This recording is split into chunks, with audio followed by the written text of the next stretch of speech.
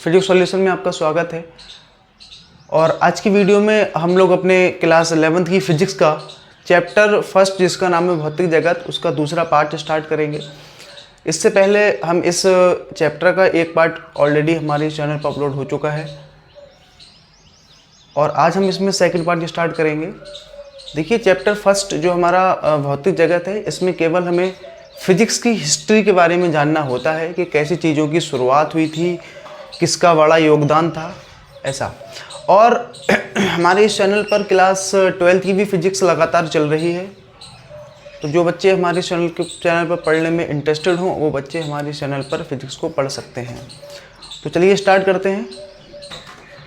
तो इसमें लिखा है यह कहना गलत नहीं होगा कि कभी टेक्नोलॉजी मतलब प्रौद्योगिकी भौतिकी को जन्म देती है तो कभी भौतिकी नई टेक्नोलॉजी को जन्म देती है। देखिए, जैसे जैसे हम लोग समय के साथ आगे बढ़ रहे हैं, नई नई चीज़ें हमारे सामने, नई नई टेक्नोलॉजी जो है हमारे सामने आती आ रही हैं। जैसे इसमें आपका एक चैट जीपीटी है, रोबोटिक सिस्टम है, या फिर हमारा बहुत सी और भी टेक्नोलॉजी हैं जो लगातार जो है हमारे साथ जुड़ रही हैं जैसे जैसे हम आगे बढ़ रहे हैं। तो ये सब क्या है, ये सब फिजिक्स से ही हो रहा है। तो जैसे जैसे हम आगे बढ़ रहे हैं तो भौतिकी के बारे में जैसे हमें और डीपली पता चल रहा है, नई नई टेक्नोलॉजी वहाँ पर बन रही है। जिसमें सबसे पहला है लीवर सिस्टम के अध्ययन से अनेकों मशीनों के डिज़ाइन तैयार किए गए हैं। देखिए, कोई भी जो मशीन होती है, अधिकतर जो मशीनों के जो डिज़ाइन होते हैं, उनकी जो बनावट होती है वो हमारे लीवर सिस्टम पर वर्क करती है।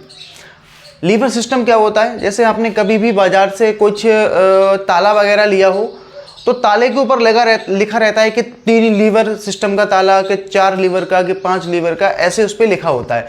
तो होता क्या है, जैसे हम ताले के अंदर चाबी को डाल के घुमाते हैं तो उसके अंदर के जो पार्ट्स होते हैं वो मूव करते हैं। स्प्रिंग थोड़ा तनता है, फिर कुछ पार्ट मूव करेगा, तो फाइनली फिर क्या होता है, उसका जो लीवर होता है वो आके अपने खटके में लग जाता है और फिर ताला क्या हो जाता है, ऑफ हो जाता है। तो जब ये लीवर सिस्टम जो है ये 3 स्टेप में जब अपनी जगह पर आता है तो उसे हम 3 लीवर सिस्टम कहते हैं। अगर ये 5 स्टेप में आएगा तो उसको 5 लीवर सिस्टम कहेंगे। मतलब चाबी को घुमाने से उस ताले के अंदर के बहुत से पार्ट मूव करते हैं, तब फाइनली उसका जो लीवर होता है वो वहाँ पर अपनी जगह पे फिक्स हो जाता है और फाइनली ताला हमारा बंद हो जाता है। जब हम चाबी को उल्टा घुमाते हैं तो सारे जो सिस्टम है, जो उसके अंदर जितने भी पुर्जे होते हैं वो अपने विपरीत डायरेक्शन में घूमते हैं और लीवर हमारा जो होता है फाइनली उसको ऑन करा देता है। तो अधिकांश जितनी भी हमारी मशीन्स होती हैं उसमें हमारा लीवर सिस्टम का ही यूज़ होता है। ठीक है, जितनी भी मशीनें होती हैं अधिकतर। अगला है इसमें तरल बहाव के अध्ययन से वायुयान की खोज हुई। देखिए, तरल बहाव, देखिए कोई भी जो पदार्थ होता है उसमें गुण होता है बहने का। इसको डीपली एक्सप्लेन किया था वैज्ञानिक बर्नौली ने, तो हम इसको क्लास 11th में ही पढ़ेंगे। एक बर्नौली का प्रमेय है, उसमें आपको बहुत अच्छे से डीपली उसको प्रूफ भी किया जाएगा, बताया जाएगा कि तरल बहाव के कारण वायुयान की जो खोज हुई वो कैसे हुई। तो अभी आपको केवल इतना याद रखना है, तरल बहाव के अध्ययन से वायुयान की खोज हुई है। तरल बहाव मतलब पदार्थ के बहने से, कोई भी पदार्थ के तरल के साथ बहने से जो भी उसकी प्रॉपर्टी है उसके आधार पर हमने वायुयान की खोज की है। अभी हम आपको छोटा सा बता दें, बर्नौली की जो प्रमेय है वो ये बताती है कि अगर कहीं क्षेत्रफल कम होगा तो वहाँ पर प्रेशर बढ़ जाएगा, और अगर कहीं प्रेशर ज़्यादा है तो क्षेत्रफल घट जाएगा। अभी थोड़ा सा समझाना आपको मुश्किल होगा, जब हम यहाँ बर्नौली का प्रमेय पढ़ेंगे तो आपको बहुत ही अच्छे से वहाँ पर एक्सप्लेन किया जाएगा, उसको प्रूफ करेंगे, उसको अनुप्रयोग वगैरह हम लोग डिस्कस करेंगे। तीसरा है इसमें ऊष्मा के कार्य में रूपांतरण से ऊष्मा इंजन का आविष्कार हुआ। देखिए, होता क्या है, ऊष्मा को कार्य में और कार्य को ऊष्मा में बदला जा सकता है। ऊष्मा को कार्य में और कार्य को ऊष्मा में बदला जा सकता है। जैसे मैं अभी आपको बहुत सिंपल से एग्जांपल से समझाऊं, अभी हमें इसको भी क्लास 11th में भी डिस्कस कर रहा है, जिसमें हम पढ़ेंगे ऊष्मा गतिकी। तो ऊष्मा गतिकी में आपको बताया जाएगा कि ऊष्मा को कार्य में और कार्य को ऊष्मा में कैसे बदला जाता है। अभी मैं बहुत सिंपल सा बताऊं, जैसे हमारे हाथ होते हैं, अगर हम इनको रगड़ते हैं तो हम रगड़ने से कार्य कर रहे हैं, जब हम इनको रगड़ते हैं तो यह हमारे हाथ गर्म पड़ जाते हैं। तो मतलब हम ये रगड़ने से क्या कर रहे हैं, कार्य कर रहे हैं। और जब ये रगड़ने से जो ऊष्मा पैदा हो रही है, तो हम ये यहाँ कह सकते हैं कि कार्य हमारा किसमें बदल रहा है, ऊष्मा में बदल रहा है। ठीक है। या कोई इंजन होता है, इंजन में जब हम कोई ईंधन जलाते हैं तो ईंधन से जो हीट निकलती है, जो ऊष्मा निकलती है, वो उसके पिस्टन को घुमा देती है, जिससे कोई भी इंजन हमारा क्या होता है, स्टार्ट हो जाता है। तो वहां पर क्या होता है, ऊष्मा हमारी कार्य में, ऊष्मा से कार्य हमारा परिवर्तित हो रहा होता है। तो ये होता है ऊष्मा को कार्य में और कार्य को ऊष्मा में हम लोग चेंज कर सकते हैं, और इसी आधार पर ऊष्मा इंजन का आविष्कार संभव हो पाया है। तो इसको हम लोग ऊष्मा गतिकी में डिस्कस करेंगे बहुत ही अच्छे से, कायदे से। नेक्स्ट है हमारा इसमें अर्धचालक, संधि डायोड तथा ट्रांजिस्टर के अध्ययन से रेडियो, टेलीविजन, कंप्यूटर तथा रोबोट का निर्माण हुआ है। देखिए, पदार्थ 3 प्रकार के होते हैं। एक होते हैं चालक, दूसरे अचालक, और तीसरे होते हैं बेटा इसमें अर्धचालक। देखिए, चालक पदार्थ वे चालक होते हैं जिसमें विद्युत का प्रवाह आसानी से हो जाता है, मतलब उसमें इलेक्ट्रिसिटी जो होती है वो आसानी से प्रवाहित हो जाती है। जैसे हमारे जितने भी धातु होते हैं, धातु क्या होते हैं, लोहा है, और आपका इसमें तांबा है, कॉपर है, सोडियम है, जिंक है, ये सारे हमारे धातुएं होती हैं। इनमें हम लोग अगर इलेक्ट्रिसिटी को प्रवाहित करेंगे तो बड़ी ही आसानी से हमारी इलेक्ट्रिसिटी प्रवाहित हो जाएगी, तो उनको हम चालक कहते हैं। और एक पदार्थ होते हैं हमारे अचालक। अचालक बेटा वे पदार्थ होते हैं जिनमें इलेक्ट्रिसिटी का प्रवाह आसानी से नहीं होता है, उसमें होता ही नहीं है। जैसे हमारी प्लास्टिक है, कपड़ा है, और हमारी माइका होता है एक पदार्थ, सनमाइका जिसको हम कहते हो, या फिर लबड़ हो गई, ये सारी जो चीज़ें हैं ना बेटा, ये हमारी अचालक हैं, इनमें इलेक्ट्रिसिटी का प्रवाह नहीं होता है। ठीक है। और तीसरा इसमें पदार्थ होता है हमारा अर्धचालक। अर्धचालक बेटा वे पदार्थ होते हैं जिनकी चालकता अचालक पदार्थों से अधिक और चालक पदार्थों से कम होती है, उन पदार्थों को बेटा हम लोग कहते हैं अर्धचालक पदार्थ। तो ये जो अर्धचालक बेटा पदार्थ होते हैं, इनमें 2 पदार्थ बहुत मेन होते हैं, एक होता है जर्मेनियम और एक होता है सिलिकॉन। एक होता है जर्मेनियम, एक होता है सिलिकॉन। तो अर्धचालक से ही हम बनाते हैं बेटा संधि डायोड। अभी आप समझ लो केवल थोड़ा थोड़ा संधि डायोड क्या होता है। अर्धचालक बेटा वे पदार्थ होते हैं जिनकी चालकता चालकों से कम और अचालकों से अधिक होती है, उन्हें हम अर्धचालक पदार्थ कहते हैं। और इन्हीं अर्धचालक पदार्थों के उपयोग से हम लोग बेटा संधि डायोड का निर्माण करते हैं। अब संधि डायोड क्या होता है बेटा, देखियो 2 तरीके की हमारी इलेक्ट्रिसिटी होती है, एक होता है डीसी, एक होती है एसी, अल्टरनेटिव करंट और डायरेक्ट करंट। तो हम करते क्या है बेटा, कभी कभी हमें एसी करंट को डीसी में परिवर्तित करना होता है, एसी करंट को डीसी में हमें बदलना होता है, और कभी कभी डीसी को एसी में बदलना होता है। तो जब हम एसी करंट को डीसी में कन्वर्ट करते हैं, जो हमारी घरों में लाइट वगैरह आती है वो हमारा एसी करंट होता है, और जो इन्वर्टर वगैरह और जो मोबाइल की बैटरी है, जो घड़ी में सेल वगैरह डालते हैं, वो हमारा डीसी करंट होता है। तो कभी कभी हमें क्या करना पड़ता है, एसी करंट को डीसी में कन्वर्ट करना पड़ता है। क्यों करते हैं, कन्वर्ट कैसे करते हैं, वो क्लास 12th में आपको बताया जाएगा, ये हम क्लास 12th में पढ़ेंगे अर्धचालक। तो संधि डायोड क्या होता है, ये बेटा एसी करंट को डीसी करंट में चेंज करने की एक युक्ति होती है, एक डिवाइस होती है। हमें संधि डायोड की सहायता से क्या कर सकते हैं, एसी करंट को डीसी करंट में चेंज कर सकते हैं। तो उससे हम बेटा संधि डायोड वहां पर यूज होता है, एसी करंट को डीसी में चेंज करने के लिए। अगला है बेटा इसमें ट्रांजिस्टर। देखिए ट्रांजिस्टर क्या होते हैं, ट्रांजिस्टर कभी भी आपने देखा होगा जहाँ कहीं प्रोग्राम हो रहा होता है माइक वगैरह से, तो एक तो माइक होता है और इस माइक को एक बड़े से डब्बे में हम लोग फिक्स करते हैं, तो उस डब्बे को बोला जाता है बेटा एम्पलीफायर। उस एम्पलीफायर को बनाने के लिए ट्रांजिस्टर का यूज होता है। 2 प्रकार के बेटा होते हैं ट्रांजिस्टर, पीएनपी ट्रांजिस्टर और एनपीएन ट्रांजिस्टर। 2 प्रकार के हमारे बेटा ट्रांजिस्टर होते हैं जिसका यूज होता है एम्पलीफायर को बनाने में। कैसे यूज होता है, क्या होता है, हम क्लास 12th में बहुत ही अच्छे से बेटा डिस्कस करेंगे। क्लास 12th की लास्ट चैप्टर में हम लोग उसको डिस्कस करेंगे। अगला है बेटा ये जो अर्धचालक हैं बेटा, इनके अध्ययन से आप ये समझ लो कि भौतिक के क्षेत्र में, भौतिक विज्ञान के क्षेत्र में बेटा जो है एक क्रांति जैसी आ गई है। मैं आपको बताऊं, ये जो अर्धचालक बेटा पदार्थ होते हैं, जितनी भी ऑटोमेटिक चीजें होती हैं, ऑटोमेटिक चीजें, जितनी भी हम ऑटोमेटिक चीजें देखते हैं, जैसे आपने देखा होगा कुछ गेट होते हैं जो ऑटोमेटिकली खुल जाते हैं, जैसे हम पास पहुंचते हैं, या ऑटोमेटिक कार वगैरह भी आ गई हैं अब तो बहुत सी चीजें जो ऑटोमेटिक होती हैं उनमें अर्धचालक पदार्थों का ही यूज होता है। ठीक है, तो जितनी भी ऑटोमेटिक चीज़ें होती हैं उनमें हमारा अर्धचालक पदार्थ का ही यूज़ होता है। और उसमें बेटा जैसे हमारे ये रेडियो हैं, उनमें भी बेटा ट्रांजिस्टर हम लोग, रेडियो, टीवी, इन दोनों में बेटा हम लोग ट्रांजिस्टर का ही यूज़ करते हैं। और इन अर्धचालकों की बेटा सहायता से जितनी भी ऑटोमेटिक चीज़ें हैं उनको बनाया गया। और रोबोट भी हमारा ऑटोमेटिक ही होता है, तो उसमें भी बेटा हम लोग क्या करते हैं, हमारी चैट जीपीटी है या फिर AI टेक्नोलॉजी है, ये जितनी भी बेटा टेक्नोलॉजीज हैं इन सब में अर्धचालक पदार्थों का बेटा बहुत ही बड़ा योगदान है। तो इसको हम बहुत अच्छे से बेटा क्लास 12th में कायदे से डिस्कस करेंगे। अगला आगे बेटा इसमें हमारा नाभिकीय विखंडन के अध्ययन से नाभिकीय भट्टी तथा परमाणु बम का आविष्कार हुआ। तो सबसे पहले बेटा हम इसमें ये समझते हैं, ये नाभिकीय विखंडन और नाभिकीय संलयन, इन दोनों को बेटा हम लोग चैप्टर 12th में ही डिस्कस करेंगे। अभी जब भी आपके सामने ये नाभिकीय विखंडन आए तो आपकी समझ में आना चाहिए कि आखिर हम डिस्कस क्या करते हैं, नाभिकीय विखंडन में क्या पढ़ते हैं। देखिए बेटा नाभिकीय विखंडन में क्या होता है, आप जानते हो कि कोई भी पदार्थ जो होता है वो अणुओं से मिलकर बना होता है। अणु जो होते हैं वो परमाणुओं से बनते हैं, और जो परमाणु होते हैं वो बेटा इलेक्ट्रॉन, प्रोटॉन, न्यूट्रॉन से बनते हैं। तो हमारे प्रोटॉन और न्यूट्रॉन जो होते हैं ये हमारे नाभिक में रहते हैं और इलेक्ट्रॉन चारों तरफ उनके चक्कर मारते हैं। तो होता क्या है बेटा, जब किसी भारी नाभिक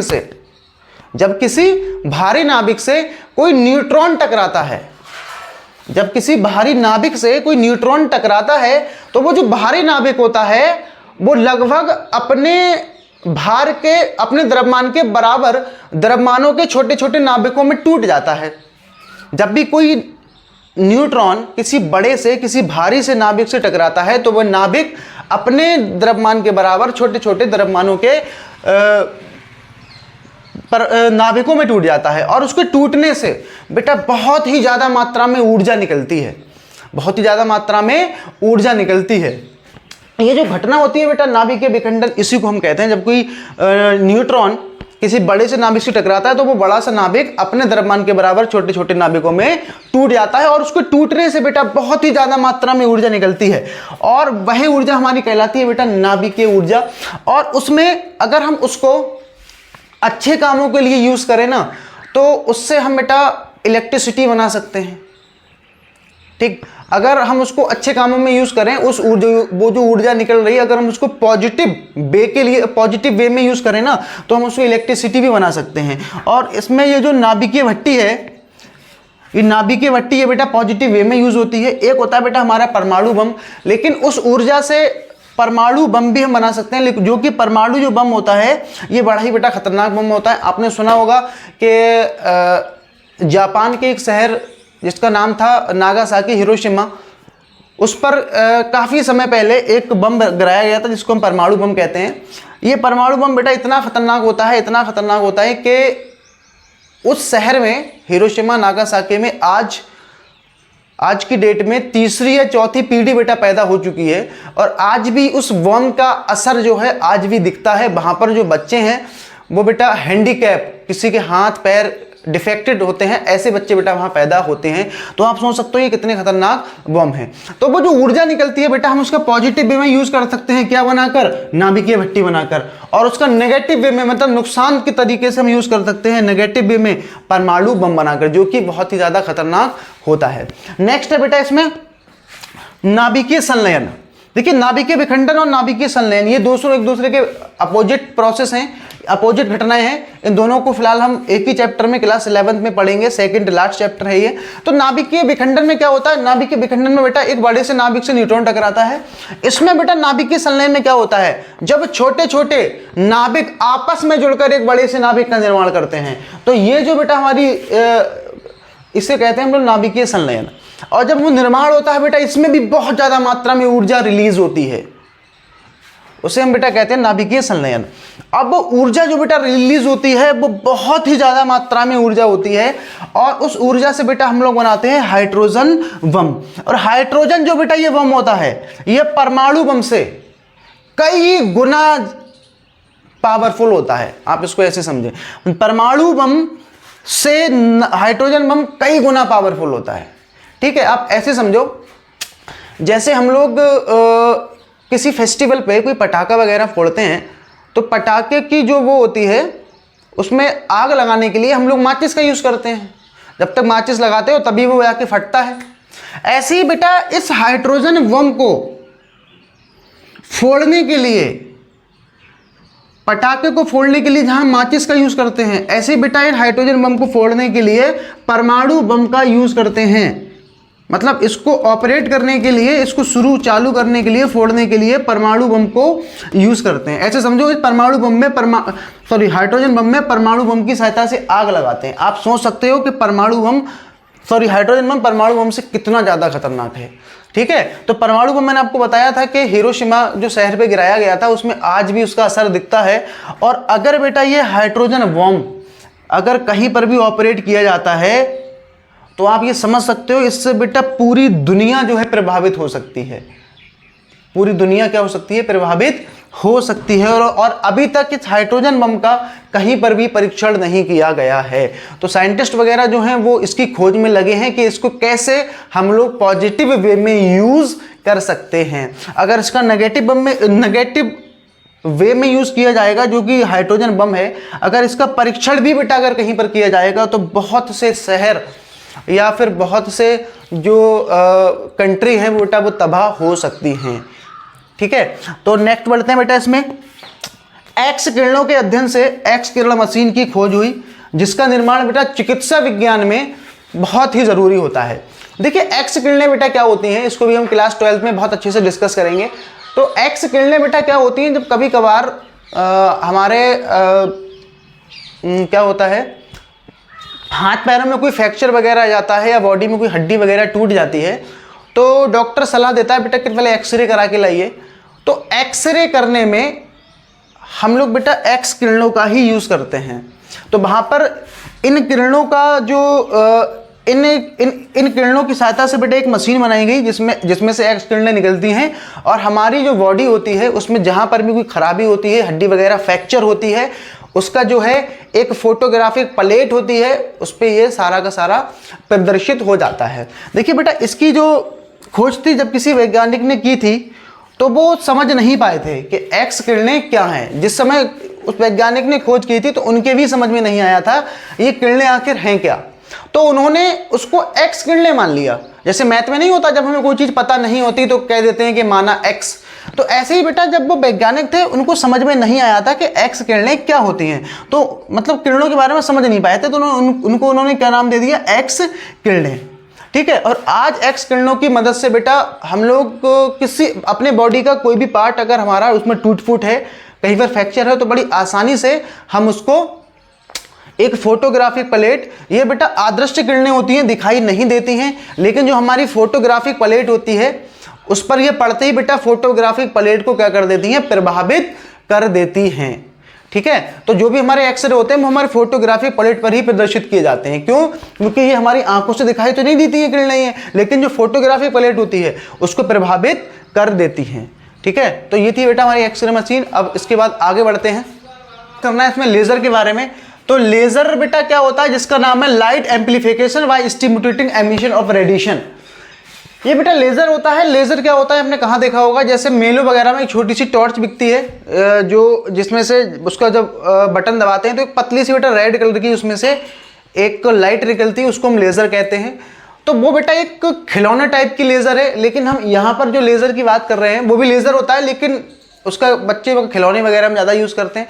लेकिन यहाँ पर जो बेटा ये लेज़र है, इसका बेटा यूज़ हम बेटा ऑपरेशन करने में करते हैं। मतलब इस लेज़र की सहायता से बेटा बिना चीड़ा फाड़ी किए हम ऑपरेशन कर सकते हैं। और जब तक ये लेज़र नहीं था उससे पहले बेटा जितने भी ऑपरेशन होते थे, अगर छोटी सी पथरी का भी बेटा ऑपरेशन होता था तो हमें क्या करना पड़ता था, पहले उस जगह को काटना पड़ता था, चीरा लगाना पड़ता था, तब हम जाके उस पथरी को बाहर निकाल पाते थे। मतलब लेज़र की सहायता से हम क्या कर सकते हैं, जो भी ऑपरेशन है, मतलब अधिकतर जो ऑपरेशन है वो लेज़र की सहायता से बिना चीरा फाड़ी के संभव हो पाए हैं। ठीक है, तो पहले क्या होता था, सारे ऑपरेशन बेटा चीरा फाड़ी के साथ ही होते थे। अच्छा, लेजर का बेटा यहाँ पर पूरा नाम होता है light amplification bye stimulating emission of radiation. तो इसके अध्ययन से बेटा कैंसर का उपचार, गुर्दे वगैरह में पथरी या बहुत से ऐसे इलाज हैं जिसका ऑपरेशन अगर हमें कराना होता है तो विदाउट चीड़ा फाड़ी के हम लोग करा सकते हैं। तो जहाँ कभी कभार क्या होता है किसी डॉक्टर के पास भी लिखा रहता है कि बिना चीड़ा फाड़ी के ऑपरेशन कराएं, तो वो ऑपरेशन कहाँ से होता है? वो हमारा बेटा लेज़र से होता है। ठीक है, तो इसमें आगे लिखा है भौतिकी के इसी प्रकार के अनेकों आधुनिक विकास ने प्रौद्योगिकी में अनेक सुधार किए तथा औद्योगिक क्रांति का सूत्रपात किया। देखिए बेटा, भौतिकी के जो विज्ञान के अभी हमने इससे पहले कुछ वो देखे थे पॉइंट्स, तो उन और भी बहुत से ऐसे पॉइंट्स होते हैं, बहुत सी ऐसी चीज़ें होती हैं, बहुत सी ऐसी टेक्नोलॉजी हैं जिनके बेटा अध्ययन से औद्योगिक क्षेत्र में बेटा एक अलग ही क्रांति आई है। ठीक, तो जैसे हम देख रहे हैं अपने चारों तरफ बहुत दिन ब दिन टेक्नोलॉजी बढ़ रही है, दिन ब दिन चीज़ें जो है और बेहतर होती चली जा रही हैं, सरल होती चली जा रही हैं। ये सारे जो बेटा देन है वो हमारी किसकी है? वो बेटा भौतिकी की देन है। कहते हैं भौतिकी एवं समाज। देखिए, जेम्स बॉन्ड ने प्रारंभ में बेटा भाप के इंजन का आविष्कार किया था। देखिए, जब जेम्स वाट ने जब भाप का इंजन आविष्कार नहीं किया था, तो उससे पहले जो हम लोग सफ़र करते थे वो घोड़ों की मदद से या फिर जो है ऊँट वगैरह की मदद से सफ़र होते थे, तो एक जगह से दूसरी जगह तक पहुंचने में बहुत ज़्यादा टाइम लगता था। जब जेम्स वाट ने भाप के इंजन का आविष्कार किया तो सफ़र जो है थोड़े आसान हो गए। लेकिन अगर हम आज की डेट में बात करें तो बहुत से देशों में बुलेट ट्रेन भी अब चलने लगी है, तो अब तो बहुत मीलों के सफ़र, बड़े सफ़र जो होते हैं, यात्राएं होती हैं, वो काफ़ी कम टाइम में हम लोग क्या कर सकते हैं? कवर कर सकते हैं। उसके बाद इसमें नेक्स्ट है अल्ट्रासाउंड, इंडोस्कोपी, ईसीजी, सीटी स्कैनिंग, कलर ड्रॉपर और इसी प्रकार के अन्य बहुत सारे आविष्कारों ने मेडिकल साइंस और डॉक्टर को काफ़ी सुविधाएं बेटा प्रदान की हैं। देखिए, आज की डेट की अगर हम बात करें तो डॉक्टर्स को किसी भी बीमारी का पता लगाने के लिए बहुत सी सुविधाएं बेटा आज प्राप्त हो चुकी हैं। जैसे अल्ट्रासाउंड है, इंडोस्कोपी है और सीटी स्कैन वगैरह, इनकी सहायता से हम किसी भी बीमारी की जड़ तक पहुंच सकते हैं, और जब हम जड़ तक पहुंच जाएंगे तो उसका इलाज जो है हम बहुत ही अच्छे से कर पाएंगे। तो इनकी सहायता से डॉक्टर्स और जो मेडिकल लाइन है, मेडिकल साइंस है, उसमें बहुत ही ज़्यादा हमें जो है आसानी हुई है। नेक्स्ट है इसमें कम्युनिकेशन सैटेलाइट की सहायता से आज हम संसार के किसी भी होने वाली घटना को उसी क्षण लाइव देख सकते हैं। देखिए, जो हमारा ये जो कम्युनिकेशन सैटेलाइट्स होते हैं, इन सैटेलाइट से क्या होता है, जैसे देश और दुनिया में कोई भी घटना अगर हो रही है तो हम उसको अपने ही घर बैठकर अपनी टीवी में, मोबाइल फ़ोन, लैपटॉप, कंप्यूटर के ज़रिए से हम उसको लाइव देख सकते हैं। ठीक है, तो इसको हम डिटेल में एक्सप्लेनेशन देंगे जब क्लास 11th में ही पढ़ेंगे। गुरुत्वाकर्षण नाम का चैप्टर है, उसमें आपको पढ़ाया जाएगा सैटेलाइट के जरिए से कितने प्रकार के होते हैं सैटेलाइट्स और क्या काम होता है इनका। काम तो वही कम्युनिकेशन करने का ही होता है, तो जिसकी सहायता से हम देश और दुनिया में होने वाली किसी भी घटना को अपने घर पर जहाँ पर भी चाहें वहाँ पर बैठकर देख सकते हैं। अगला है इसमें इंफॉर्मेशन टेक्नोलॉजी से लेकर स्पेस साइंस। देखिए, स्पेस साइंस मतलब वही अंतरिक्ष में होने वाली जो ग्रह हैं, उपग्रह हैं, उनका अध्ययन भी हम कर सकते हैं। रेल आरक्षण, इंटरनेट बैंकिंग और अन्य बहुत सारे महत्वपूर्ण क्षेत्रों में कंप्यूटर की उपयोगिता है। देखिए, कंप्यूटर आपको आज की डेट में हर प्रकार के क्षेत्र में देखने को मिल जाएगा, क्योंकि कंप्यूटर जो होता है वो एक बहुत बड़ी क्रांति थी भौतिकी के क्षेत्र में, जिसकी सहायता से हम किसी भी काम को, अपने डेटा को काफ़ी लंबे समय तक सेव करके रख सकते हैं। ठीक है, तो आगे बढ़ते हैं इसमें। भौतिक नियमों की प्रकृति। देखिए बेटा, भौतिक विज्ञान में हम लोग पढ़ते हैं भौतिक राशियों के बारे में। जैसे लंबाई एक भौतिक राशि होती है, द्रव्यमान एक भौतिक राशि है, चाल एक भौतिक राशि है, विस्थापन, घनत्व, ये जितनी होती हैं सारी बेटा भौतिक राशि होती है। तो होता क्या है, जब भी हम फिजिक्स में कोई प्रैक्टिकल करते हैं तो कुछ राशियां ली जाती हैं उसमें। तो कुछ राशियां क्या होती हैं, एक दूसरे पर निर्भर करती हैं, और कुछ राशियां ऐसी होती हैं जो एक दूसरे पर निर्भर नहीं करती हैं। जो एक दूसरे पर निर्भर करती हैं उन्हें कहते हैं चर राशियां, और जो निर्भर नहीं करती हैं उनको कहते हैं नियत संरक्षित राशियां। ठीक, जैसे हम आपको एक छोटे से एग्जाम्पल के थ्रू अगर समझाएं तो ऐसे हम इसको समझ सकते हैं। जैसे हमारे पास ये कोई दो व्यक्ति हैं, इसको हम नाम रख देते हैं P और इसका नाम रख देते हैं Q, और इन दोनों को हमें यहाँ तक भेजना है। ये कोई पॉइंट मान लेते हैं, यहाँ पर हमें इनको भेजना है। और जो P वाला आदमी है ये पहुँच गया जल्दी, मतलब इसके द्वारा ये जो टाइम लिया गया हमें उसको मान ले रहे हैं TP, और इसने ये जो यहाँ तक पहुँचने में जो टाइम लिया है वो है TQ। यहाँ पर हुआ क्या, ये P वाला बंदा यहाँ जल्दी पहुँच गया और Q वाला बंदा जो है यहाँ पर उसने पहुँचने में टाइम लिया है, मतलब ये बाद में पहुँचा है। तो इनमें से TP और TQ की अगर हम बात करें तो इनमें से ज़्यादा कौन होगा, इसमें से ज़्यादा होगा हमारा TQ, क्योंकि इसने पहुँचने में ज़्यादा टाइम लिया है। तो TQ हमारा ज़्यादा हो जाएगा किससे, TP से। ठीक, अगर हम इन दोनों की स्पीड की बात करें तो इस बंदे ने जल्दी पहुंच गया है, तो यानी इसकी स्पीड ज़्यादा होगी P वाले बंदे की, तो यहाँ से हम लिख सकते हैं BP। तो इसकी स्पीड ज़्यादा होगी किस वाले से, इस Q वाले बंदे से, यानी VQ। तो आप देख सकते हो यहाँ पर जो हमारा वेग है वो डिपेंड कर रहा है टाइम पर। जिस बंदे ने टाइम कम लिया है उसका वेग ज़्यादा है, और जिस बंदे ने टाइम ज़्यादा लिया है उसका वेग कम है। तो यहाँ पर जो हमने प्रैक्टिकल किया है, इस प्रैक्टिकल में जो वेग है, जो हमारी स्पीड है, वो निर्भर किस पे कर रही है, टाइम पर।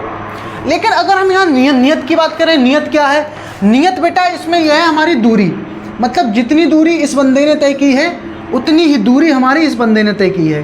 तो यहाँ पर हमारा जो दूरी है वो हमारी नियत हो जाएगी, और जो वेग है और जो टाइम है ये दोनों हमारे अचर हो जाएंगे। ठीक है, या कोई दूसरे एग्जांपल से समझे हम इसको। ये दो बंदे हैं, इन दोनों को हमने बेटा 5 मिनट का टाइम दिया और हमने इनसे बोल दिया बताओ दौड़ो बेटा, इन दोनों को दौड़ने के लिए कह दिया। तो A भी दौड़ रहा है, B भी दौड़ रहा है। ठीक, जो A वाला बंदा है ये पहुंचा 5 मिनट में यहाँ तक, और जो B वाला बंदा है ये बेटा पहुंचा 5 मिनट में यहाँ पर। तो आप बता सकते हो इस A वाले बंदे ने 5 मिनट में इतनी दूरी तय की, और 5 मिनट में इस B बंदे ने दूरी तय की इतनी। B वाले ने ज़्यादा दूरी तय की है और A वाले ने कम दूरी तय की है। तो हम बात करें अगर B वाले बंदे की तो इसकी स्पीड ज़्यादा होगी क्योंकि ज़्यादा चला है 5 मिनट में, और अगर हम उसकी बात करें तो इसकी स्पीड क्या होगी, ये बेटा कम होगी, है ना। तो अगर इस वाले प्रैक्टिकल की हम बात करें तो बेटा इसमें टाइम हमारा क्या हो गया, टाइम बेटा हमारा नियत हो गया, क्योंकि टाइम क्या है हमारा फिक्स है। अगर हम वेग की बात करें तो वेग बेटा हमारा चर हो जाएगा, और दूरी की बात करें तो दूरी भी हमारी बेटा चर हो जाएगी, क्योंकि ये दूरी देखो ज़्यादा चला है, ये दूरी हमारी कम चला है। ठीक, तो ऐसे बेटा चर और अचर की हम लोग क्या करते हैं, पहचान कर सकते हैं। तो इसी के आधार पर बेटा कुछ नियम बनाए गए हैं। जैसे सबसे पहला नियम है ऊर्जा संरक्षण का नियम, रेखीय संवेग संरक्षण का नियम, कोणीय संवेग संरक्षण का नियम, द्रव्यमान ऊर्जा संरक्षण का नियम और आवेश संरक्षण का नियम। देखिए बेटा इनमें से ये जो 5 नियम हैं, एक ये वाला नियम और ये वाला नियम, इन तीनों नियमों को बेटा हम लोग क्लास 11th में डिस्कस करेंगे। और द्रव्यमान ऊर्जा संरक्षण का नियम और आवेश संरक्षण का नियम ये बेटा हम लोग क्लास 12th में डिस्कस करेंगे। ठीक है, तो अभी हम इनमें थोड़ा सा समझ के आगे बढ़ जाते हैं, क्योंकि आगे जो है हमें इनको बहुत ही डीपली और बहुत ही अच्छे से एक्सप्लेन करना है और पढ़ना है। ऊर्जा संरक्षण का बेटा नियम क्या कहता है, देखिए बेटा ऊर्जा संरक्षण का नियम होता है ऊर्जा को ना तो हम उत्पन्न कर सकते हैं और ना ही ऊर्जा को नष्ट कर सकते हैं। ये नियम बेटा हमारा कहलाता है ऊर्जा संरक्षण का नियम। ना तो ऊर्जा आप उत्पन्न कर सकते हो और ना ही ऊर्जा को आप नष्ट कर सकते हो।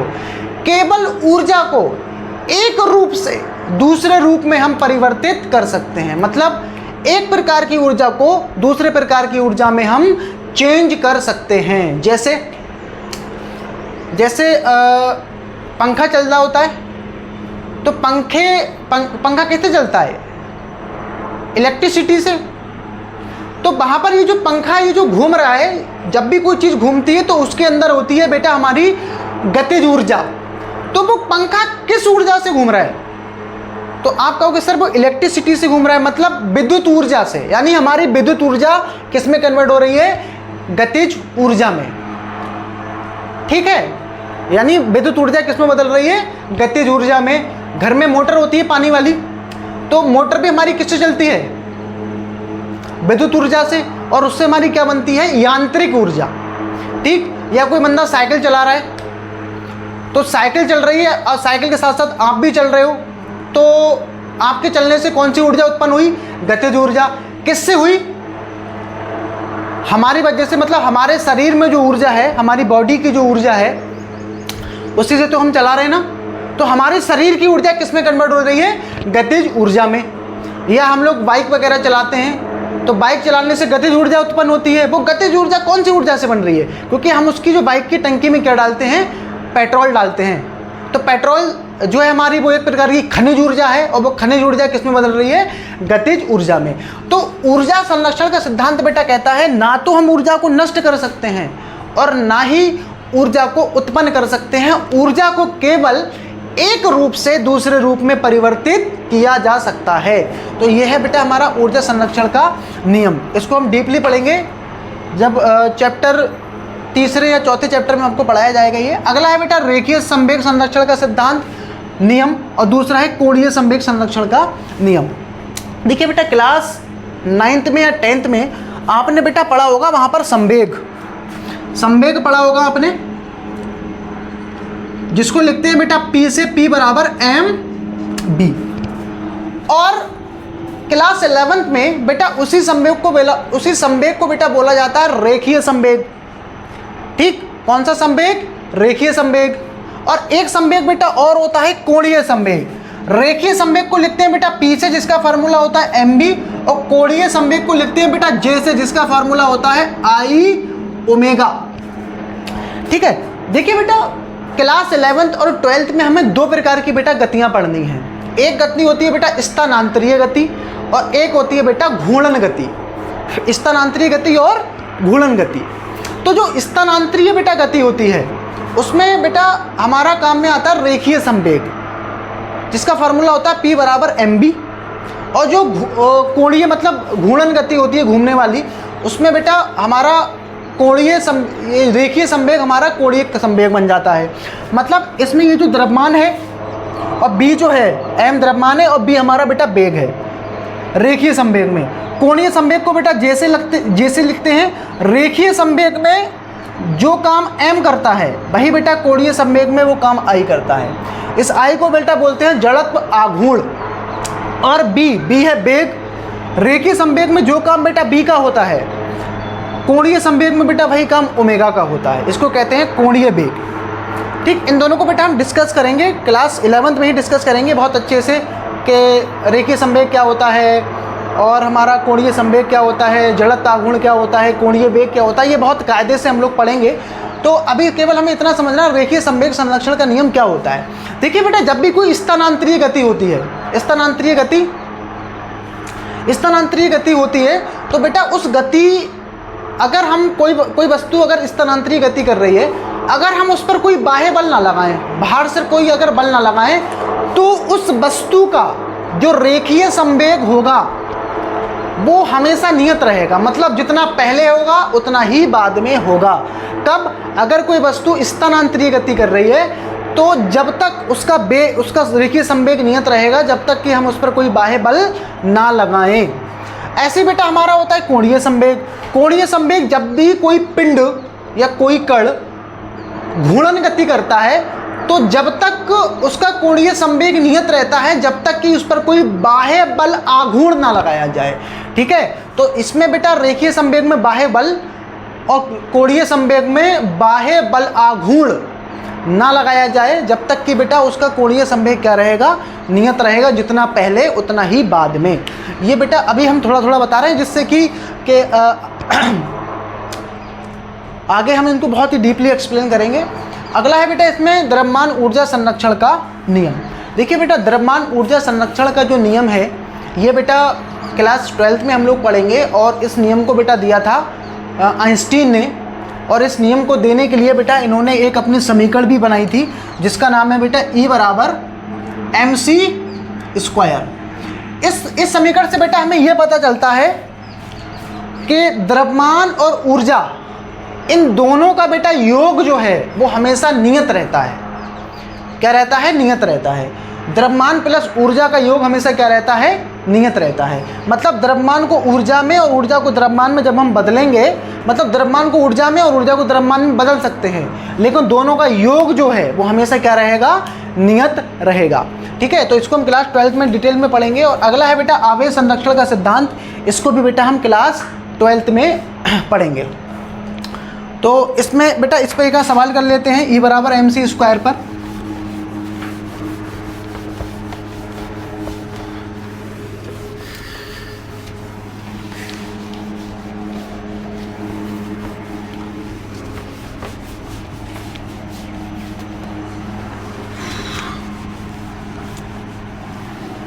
इसमें लिखा है 1 किलो द्रव्यमान को ऊर्जा में बदलें तो कितनी ऊर्जा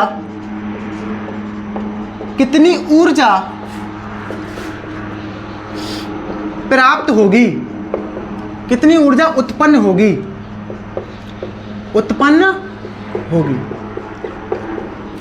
ठीक है बेटा, तो 1 किलो कोई द्रव्यमान है, इसको हमें ऊर्जा में कन्वर्ट करना है। तो हम क्या करेंगे बेटा, इसमें ये समीकरण सॉल्व होगा E बराबर mc स्क्वायर से। तो द्रव्यमान है बेटा वो हमारा 1 kg है, और जो c होता है ये बेटा हमारी प्रकाश की चाल है, और प्रकाश की चाल जो है 3 गुणा 10 की पावर 8 मीटर प्रति सेकंड होती है, और इसका हमें स्क्वायर करना है। तो 1 kg गुणा 3 का स्क्वायर 9 और 10 की पावर ये बेटा 16 हो जाएगी मीटर स्क्वायर, और ये सेकंड स्क्वायर। इसको गुणा करेंगे तो 9 एकम 9 गुणा 10 की पावर 16, और ये जूल। बेटा इतनी एनर्जी प्राप्त होगी अगर हम 1 किलो किसी भी द्रव्यमान को क्या करेंगे? नष्ट अगर करेंगे तो। ठीक है, तो बेटा ये हमारा इसमें क्लास 11th का चैप्टर 1 जिसका नाम था भौतिक जगत, ये ख़त्म हो गया, जिसमें हमने केवल हिस्ट्री को जाना था। और अब हम इसमें क्या करेंगे? अपने चैप्टर 2 स्टार्ट करेंगे, जिसका नाम है मापन तथा मात्रक, और उसको बहुत ही बेटा डिटेल में पढ़ेंगे। तो मिलते हैं बेटा नेक्स्ट वीडियो में।